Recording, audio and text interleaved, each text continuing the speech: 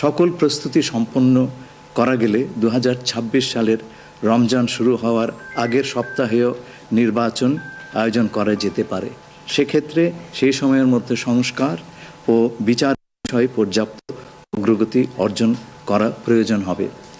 জনাব তারেক রহমান প্রধান উপদেষ্টার এই অবস্থানকে স্বাগত জানান এবং দলের পক্ষ থেকে তাকে ধন্যবাদ জ্ঞাপন করেন। প্রধান উপদেষ্টাও জনাব তারেক রহমানকে ফলপ্রসূ আলোচনার জন্য ধন্যবাদ জানান। আপনাদের সবাইকে ধন্যবাদ। আমরা 7টা কোশ্চেন নিব। আপনারা কোশ্চেনগুলো করবেন হচ্ছে আমাদের national security advisor doctor Khalilur Rahman এবং বিএনপির স্ট্যান্ডিং কমিটির মেম্বার আমির খসরু মাহমুদ চৌধুরী। প্লিজ। আমার একটা প্রশ্ন, জুলাই সনদ নিয়ে কোনো কথা হয়েছে কি আজকের বৈঠকে? না, জুলাই সনদ নিয়ে তো অলরেডি আলোচনা চলছে দেশে, এবং এই ব্যাপারে আমাদের মধ্যে অলরেডি সিদ্ধান্ত আছে যে ঐক্যমতের ভিত্তিতে জুলাই সনদ হবে, এবং সংস্কারের ব্যাপারেও একই উত্তর আমাকে দিতে হয় যে ঐক্যমতের পরিপ্রেক্ষিতে আমরা সংস্কার এবং জুলাই সনদ দুটাই করব। সকলের ঐক্যমতের পরিপ্রেক্ষিতে সেটা সিদ্ধান্ত নেওয়া হবে, এবং এটা আমি নিশ্চিত এটা খুব কম সময়ের মধ্যে আমরা সেই সিদ্ধান্ত নিতে পারব।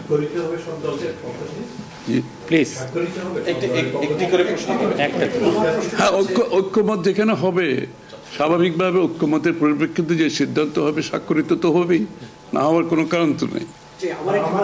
Please please please please please.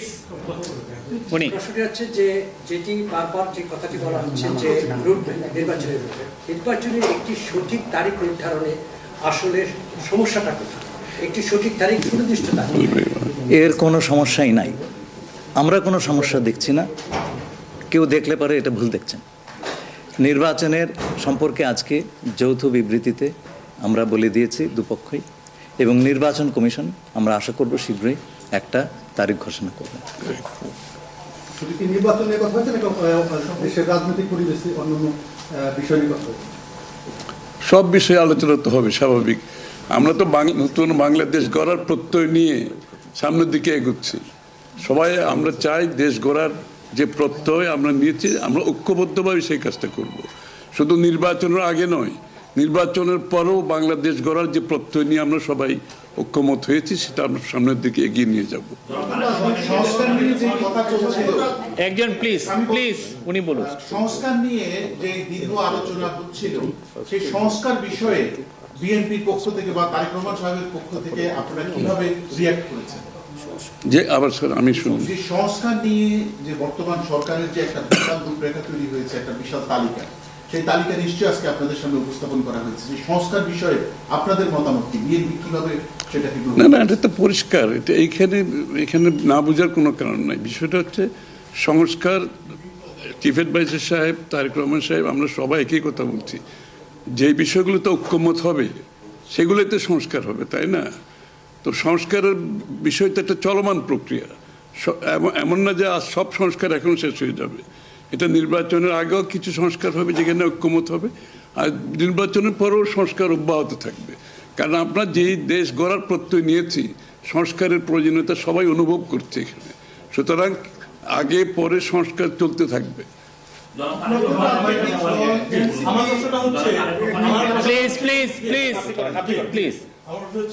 Tarique Rahman দীর্ঘদিন ধরে এখানে অবস্থান করছেন এবং স্বরাষ্ট্র উপদেষ্টাও বলেছেন ওনার দেশে ফিরতে কোনো বাধা নেই। ওনার এই ব্যাপারে কোনো আলোচনা হয়েছে কিনা বা কবে দেশে ফিরতে পারে? এই ব্যাপারে আলোচনার কোনো প্রয়োজনীয়তা আছে বলে আমরা মনে করি না। তারেক রহমান সাহেব যখনই ইচ্ছা উনি দেশে ফিরে যেতে পারবেন, সুতরাং এটা সিদ্ধান্ত উনি নেবেন সময় মতো। আমি একটা প্রশ্ন করতে চাই। আমার প্রশ্ন আছে যে শেখ হাসিনার যে এই যে হত্যাযজ্ঞ, সেই হত্যাযজ্ঞের যে বিচার প্রক্রিয়া, সেই বিচার প্রক্রিয়ার সাথেও কিন্তু একটা বিষয় জড়িত। তিনি বলেছেন যে তার সময় অর্থাৎ নির্বাচনের আগেই শেখ হাসিনার যে বিচার প্রক্রিয়া তিনি শেষ করতে চান এবং পরবর্তীতে তাকে ফিরিয়ে আনার ব্যাপারে তিনি সিদ্ধান্ত নেবেন। এই ব্যাপারে আলোচনা হয়েছে কিনা, এবং যদি সেটা হয়ে থাকে তাহলে সেটাও এই নির্বাচনের রূপরেখার সাথে এটা কোনো প্রভাব ফেলবে কিনা? যৌথ বিবৃতিতে এর উত্তর দেওয়া আছে। সংস্কার এবং বিচার দুই বিষয়ে পর্যাপ্ত অগ্রগতি কথা বলা হয়েছে, এবং আমরা মোটামুটি কনফিডেন্ট যে এই অগ্রগতি আমরা নির্বাচন আগেই দেখতে পাবো। সম্পন্ন করা যাবে। রাজনৈতিক দল এনসিপি নির্বাচন কমিশন সংস্কার ছাড়া নির্বাচনে যাবে না বলে ঘোষণা করেছে। এই বিষয়ে কোনো এই ব্যাপারে এখানে আলোচনার কোনো সুযোগ আছে বলে আমি মনে করি না। এটা স্যার বলেন কি হয়েছে? সকল দলের সম্মতিক্রমে নির্বাচনটা অনুষ্ঠিত হবে। আমরা সেরকমই চাচ্ছি। নির্বাচন কমিশন এই নির্বাচন কমিশনের অধীনে নতুন রাজনৈতিক দল নির্বাচনে যাবে না বলছে, নিয়ে কোনো আলোচনা হচ্ছে? এটা ওনাদেরকে জিজ্ঞেস করেন।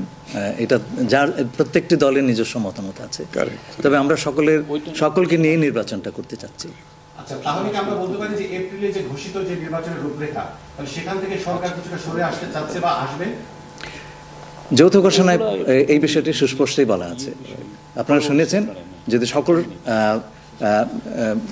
কাজ সময় মতো আমরা করতে পারি এবং বিচার ও সংস্কারের ব্যাপারে পর্যাপ্ত অগ্রগতি হয়, তাহলে নিশ্চয়ই সেটা করা যেতে পারে।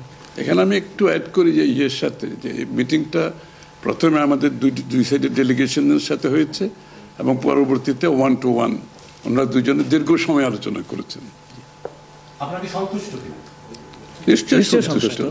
নিশ্চয়ই সন্তুষ্ট। শুধু আমরা তো বলছি নির্বাচনের আগে নয়, নির্বাচনের পরও দেশ গড়ার ক্ষেত্রে আমরা সবাই একসাথে কাজ করতে হবে, নতুন বাংলাদেশ করতে হবে। আর সন্তুষ্ট না হলে তো যৌথ ঘোষণা আসবার কথা নেই। এখন যে বিচার প্রক্রিয়া চলছে বিগত সরকারের যেগুলো, আপনি একবার কোশ্চেন করেছেন প্লিজ। না আরেকটা লাস্ট কোশ্চেন নিব, লাস্ট একটা কোশ্চেন নিব।